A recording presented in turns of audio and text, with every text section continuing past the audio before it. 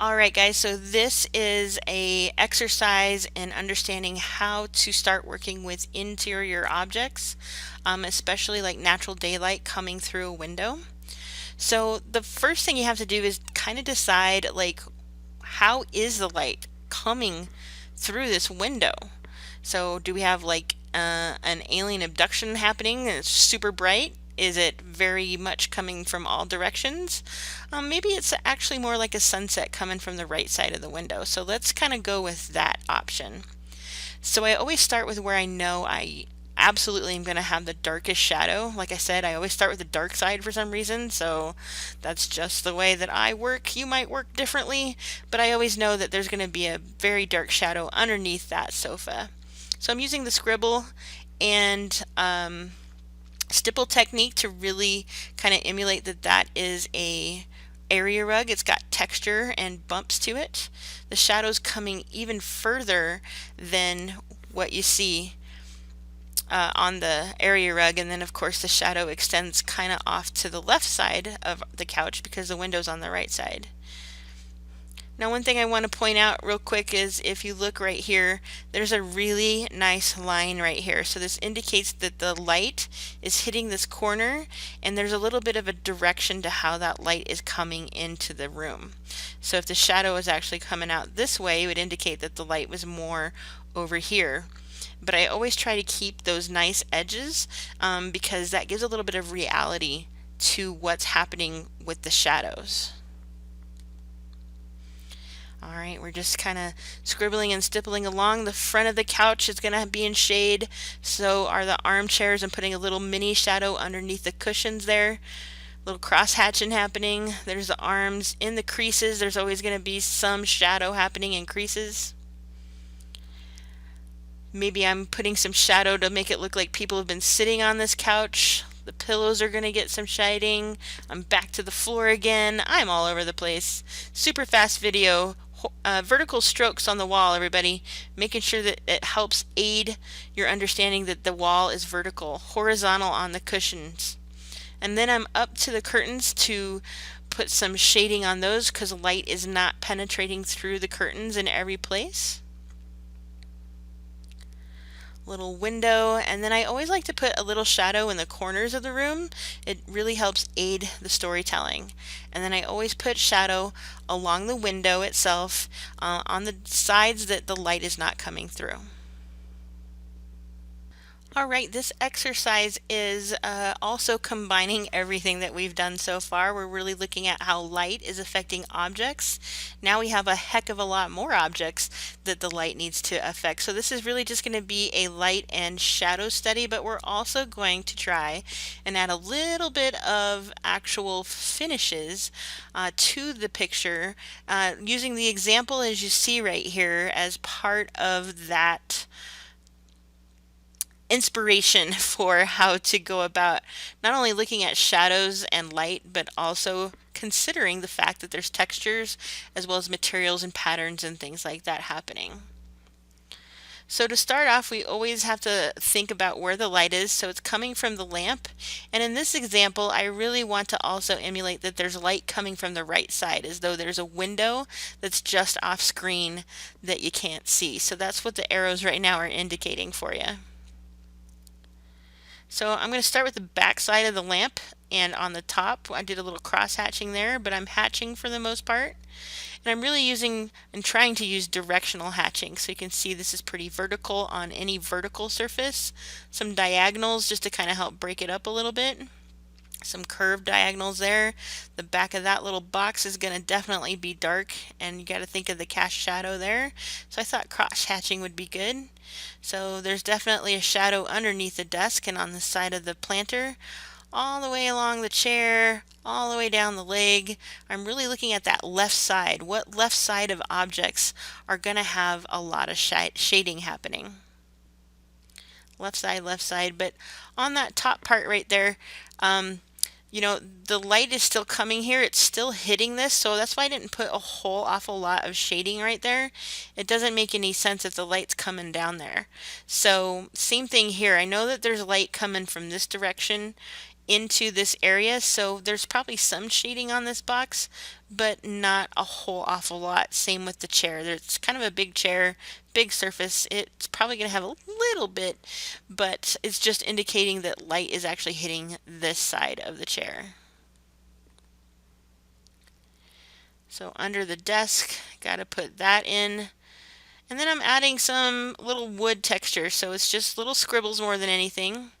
Wow, this video is going really super fast, so I'm not doing any details, but it's enough to help you understand that this is wood paneling. I'm also shading the mirror right here, or picture, whatever that's going to be. Hopefully it's not a mirror and somebody's looking at themselves while they work. But I always put a little bit of shadow in the corners. It really helps to frame the picture so that you can see and understand what's happening. The plant is going to get quite a bit of shade. I really do like to treat each leaf as individuals because it just aids the reality of what's happening. And I kind of feel like this area right here is going to be really big on having big shadows. So you're going to see me really put in some good shadows in there. So again, I'm going to start adding some wood textures right here into the flooring. This is probably not going to be as grainy as what you see up here, so it's more like squiggle lines, just to indicate a natural, organic, basic wood. And see, I'm not getting really fancy with it. I'm really just kind of hinting at the fact that it's wood.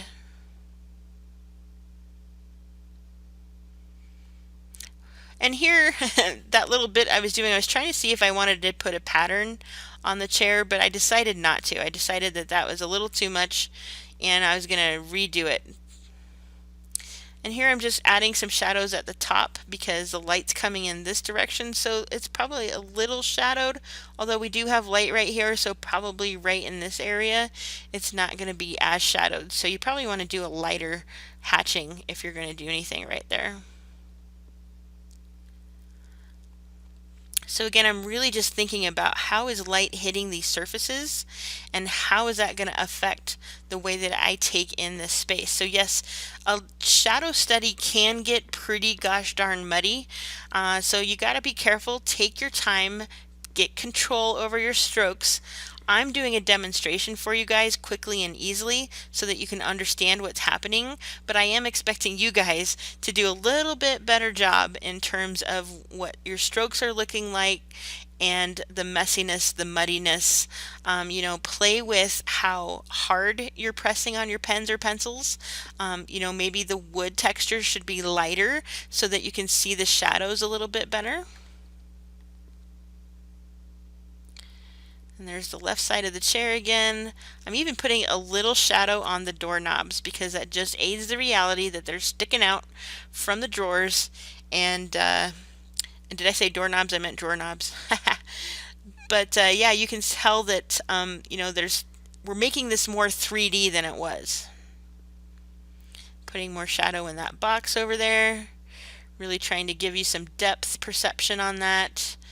And now I'm starting to add like maybe some of those little pinhole things that you can see on the back of this chair, just to kind of play with it. I mean, notice that I'm not going into great detail. I'm just indicating what's happening there. It's just a study. And now I decided to try pinstripes up on the wall, so I'm just using a nice semi-vertical hatch going on there, and then I add some lines just to kind of aid what it's looking like.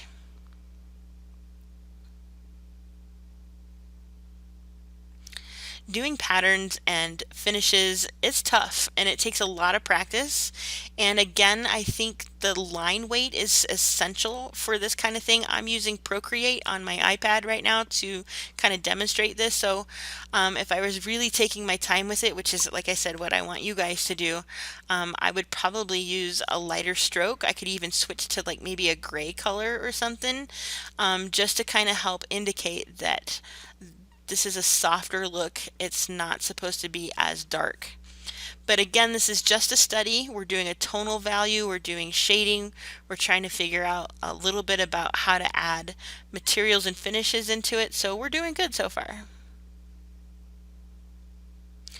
Now what I'm doing is I'm adding a little bit of indication that there's light coming out of this lamp.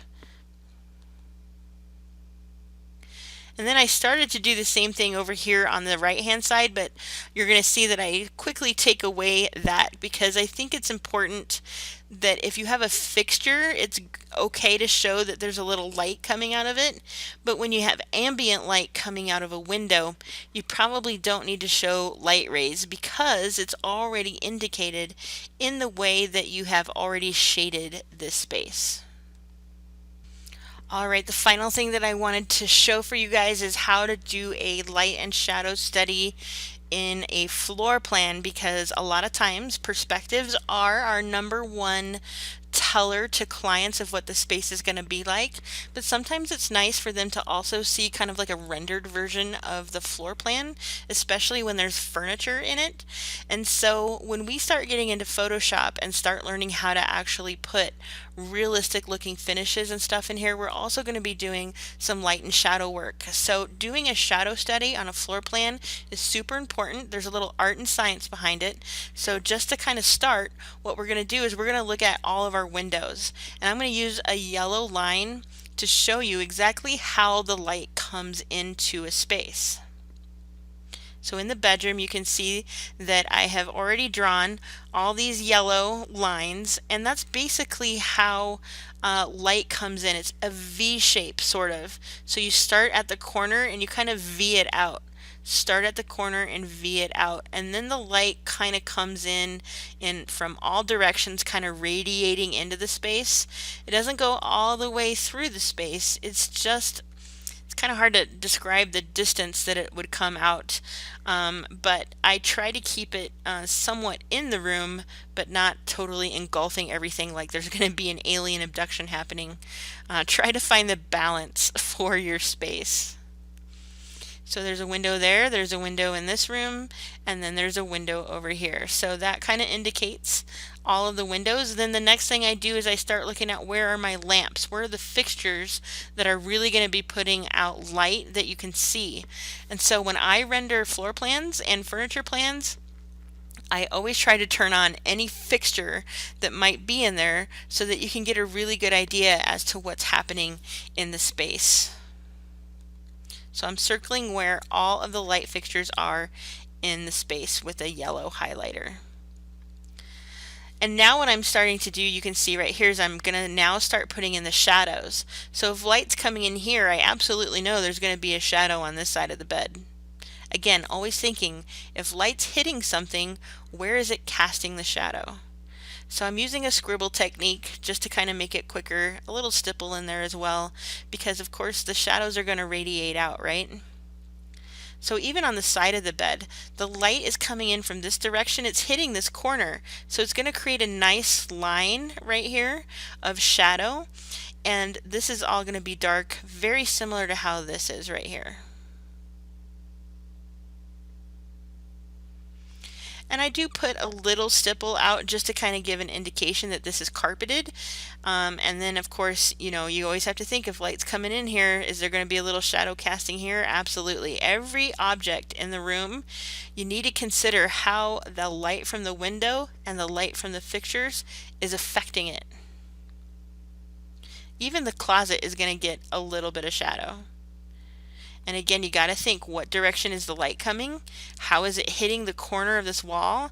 And how is it casting that shadow? So usually things like this get hit. I don't usually pay too much attention to the door because I find that renderings get a little muddy when you do that. So I'm only looking at the windows and how the light's coming in, and then how the objects are getting hit. And does it create like a line, or is it more gradient in nature?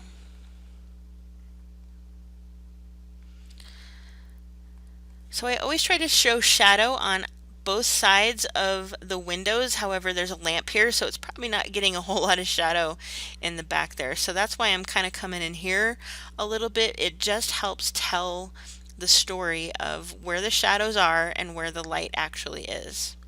And remember to always gradate from light to shadow. Now right here I drew a little line because I'm having a material change, so the rest of this is going to be like hardwood floor or linoleum or something, and this is going to stay carpet. So you're going to see that I'm going to switch my hatching techniques out here for the shadows because it's not going to be a fully carpeted house. Now what I did here is, this is a couch, and a couch has a back, and so there's going to be some shadow along the back side of this. I'm choosing to do a smaller sized hatch right there because maybe this is not as high as you might think it is. The longer the shadow, the taller the object. So always remember that. So I always put shadow on my furniture, and I also always put shadow on the back side and in between the walls when I can, because it's usually dark back there and spiders live there and all kinds of stuff. So, you got to watch that. And then look at every single piece of furniture in the room. How is the shadows being played? So now we're up here in this back room. Always on the sides of furniture, behind the furniture, always look at where the light's hitting it and how that shadow is going to form. So it's all along the back side there. And then I still can't figure out what this piece of furniture is, so I'm just putting a basic shadow on there. Notice that this comes out a little bit longer, so it's indicating that it's a little bit taller. These are really long, so I guess I have super tall chairs. So be mindful of that.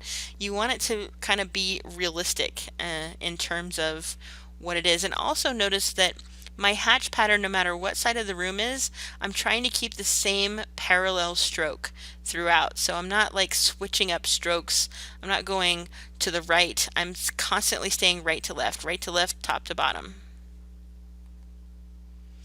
All right, so there's probably shadow back there. Oh, I always forget to do the furniture. So sometimes I start something and then I come back to the room and be like, oh yeah.